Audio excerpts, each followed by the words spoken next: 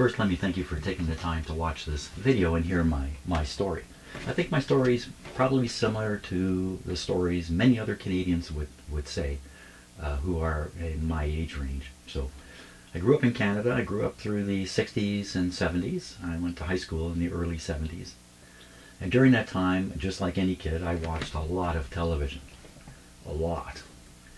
I grew up near Niagara Falls. That's fairly close to the city of Buffalo in the United States. And many Canadians grew up in the same kind of situation, maybe not near Niagara Falls, but elsewhere in Canada, close to the American border and close to an American city. If you're close enough to an American city, you can watch their television because it was all broadcast and we used antennas to receive. And it was a standard thing where I lived to watch American television on my television. In fact, I lived in one of the best television locations in the world. I didn't realize it at the time, but I did. So I was able to watch television on channels 2, 4, 6, 7, 9, and 11. More than half those stations were American, coming from Buffalo. My parents used to like to watch the Buffalo news. And when I was older, and I questioned this because we could have been watching Canadian news. Why do you want to watch the Buffalo news? If they thought the weather reports from Buffalo were more pertinent to where we lived than the weather reports from Hamilton or Toronto, the other TV stations we could get. So that's why. So I grew up watching American television, American children's shows. I grew up at Captain Kangaroo. And I watched American news, not Canadian news. Wasn't particularly aware of any of this until I got about, let's say, to the start of high school, and I started becoming very aware that what I was watching on television was not stories about my country and my nation, that things were different here in Canada. And I kind of became aware that it sort of broke off. And I think, too, the American culture was changing. Certainly when Ronald Reagan got elected, things started changing a fair bit in the States, not so much here. And my life was changing. I was getting older and more experienced and whatnot, and I pretty much shed my American cultural influence that had been all over me when I was a kid. I remember watching about Kent State, thinking how terrible that was. But here's how deep it went. When I finished high school, I went to college in the city of Toronto. And then after college, I got a job in the city of Toronto. And that job involved driving all over the city of Toronto. At that time, the city of Toronto, well, it was much smaller than it is now. I won't go into why that is, but it was smaller. It's still a large city, though.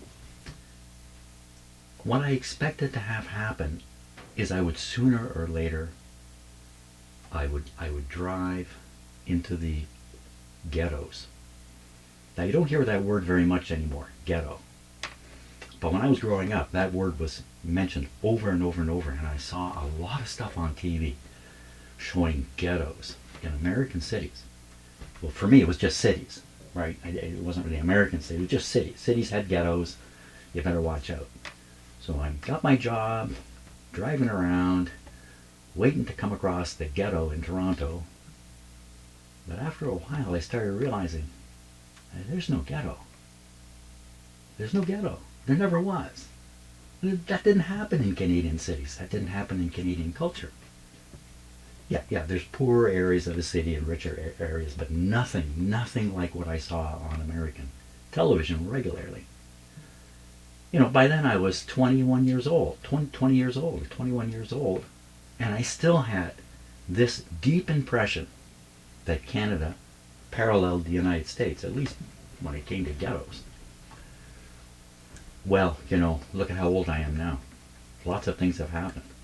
Canada has continued along a fairly straight trajectory, a liberal type of, small L by the way, liberal trajectory, still maintains that course. But I think when Ronald Reagan became the president, the Americans flipped the switch and started going off in a different course. And of course now, it's completely different. Just the cultural differences, I'm sure, are palpable now if you go to the States or come to Canada. So I just wanted to share with you, especially if you're American, you may not understand the tremendous impact that you had with your popular culture, especially through television and movies too. I mean, every movie I went and saw was American. And this powerful, powerful influence that you've had, certainly on Canada, and I say the rest of the world, all kind of forsaken at this point. Well, thanks for listening to me anyway. I just wanted to talk a bit about what it was like growing up in Canada with the gigantic American machine just, 100 kilometers away. Thanks for watching.